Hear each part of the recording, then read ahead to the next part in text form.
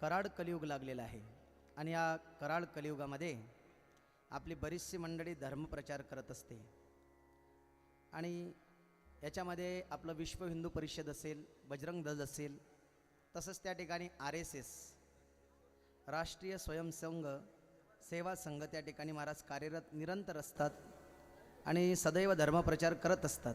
तर यावेळेस आपल्या बजरंग दलची जी तरुण मंडळी आहे हे भारतभर एक अभियान राबवत आहेत। तर राज्यामध्ये गोवंश हत्या जे होते तर आपल्या राज्य सरकारनं त्याला बंदी घातलेली आहे, पण याची बंदी ही केंद्रातून झाली पाहिजेत। याच्यासाठी आपले सर्व त्या ठिकाणी गोसेवक रात्रंदिवस त्या ठिकाणी महाराज तत्पर असतात, कार्य करतात। त्याच्यामध्ये आपली सर्व या ठिकाणी असणारी तरुण मंडळी गोहत्या पूर्णपणे भारतभर बंद झाली पाहिजेत या अनुषंगानं केंद्र सरकारला काही पत्र पाठवत आहेत, राष्ट्रपतीला काही पत्र पाठवत आहेत। तर ते दारावर, तुमच्या दारावर सही घेण्यासाठी येतील, नाव निवडण्यासाठी येतील। तर अंतःकरणापासून सही आणि नाव द्या। प्रश्न विचारायचा नाही काहून घेतली आणि का दिली। तर विश्व हिंदू परिषदेचे पोरं आहेत, बजरंग दलचं कार्य चाललंय आणि गोवंश हत्या पूर्णतः बंद झाली पाहिजेत भारतामधून।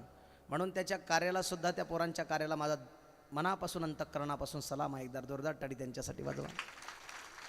आणि दारात पोरं आलेत की त्यांच्या सदैव पाठीशी उपस्थित राहा, हजर राहा आणि त्यांना सहकार्य करा सही देण्यासाठी आणि नाव देण्यासाठी।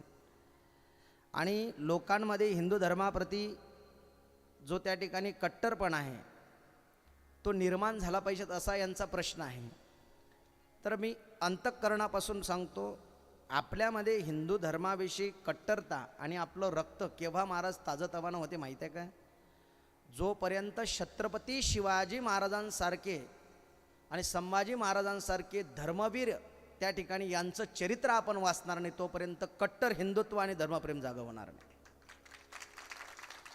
म्हणून छत्रपती शिवाजी महाराजांविषयी आदर निर्माण झाला पाहिजे। आणि मला असं वाटते, हरे रामा हरे कृष्णा म्हणत असताना देवाचंच नाव घ्यायचं, ऑनली राम, कृष्ण हरी, हरी सोडून दुसऱ्याचा उल्लेख करायचा नाही। ईश्वर राम तेरो नाम, याच्या पलीकडे दुसरं नाव नाही आलं पाहिजे। कट्टर हिंदू असाल तर, नाही तर कोणाचे तलवे चाटणारे जर असाल तर काही मनानं बघायचं। कट्टर हिंदू ते असतात जे एका तत्वाला धरून चालतात। 10 जणाला घेऊन चालणारे सगळेच चालले पाहिजेत असा विचारसरणी नसावी, कट्टर हिंदुत्वाची तयारी असावी। माझी विनंती आहे तुम्हाला, तिथं तुमच्या रामाचं नाव घेतलं जात नाही, तिथं रामाचं नाव घेतलं जात नाही। कट्टर आहेत ते, कट्टर धर्मपंथ, धर्म जोपासण्याच्या बाबतीत आपणही तेवढं कठोर असावं। आपण एवढे लाचार नाही की कोणाच्या पुढे हात पसरायची वेळ आपल्यावर यावी म्हणून। कमी आहे का तुमच्या हिंदू लोकांमध्ये काही दक्षिणेची कमी आहे का? तुम्हाला पैशाची कमतरता असेल तर सांगा तिवशावाल्यांनी मला। काही कमी पडत असेल तिवशावाली मंडळी पैशाची तर मला सांगा तुम्ही। पण लाचारीनं आपल्या धर्मकार्यासाठी कोणाच्या पुढे, परधर्माच्या पुढे हात नाही पसरायचा, सगळ्यांना विनंती आहे।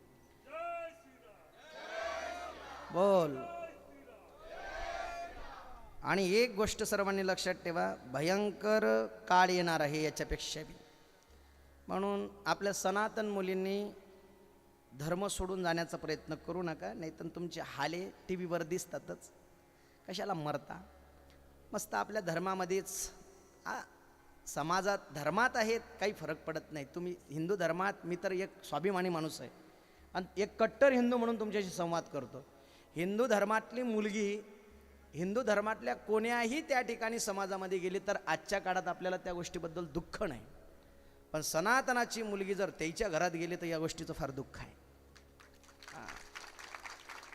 हिंदू सनातनाची मुलगी आपल्या धर्मामध्ये एखाद्या समाजात गेली तर दुःख नाही, पण दुःख या गोष्टीचं आहे की आपली सनातनाची मुलगी जर तिकडे गेली फार दुःख वाटते। म्हणून कट्टरतेनं जगा आणि विचारसरणी श्रेष्ठ ठेवा थोडीशी धर्माच्या प्रती। कराड कलियुग येणार आहे, भविष्यामध्ये डोळ्यानेही पाहू शकणार नाही एवढा भयंकर काळ येणार आहे। या सर्वांच्या कार्याला माझा मनापासून सहकार्य आहे, यांच्या गो कार्याला, सेवा कार्याला आणि यांच्या धर्म कार्याला सुद्धा।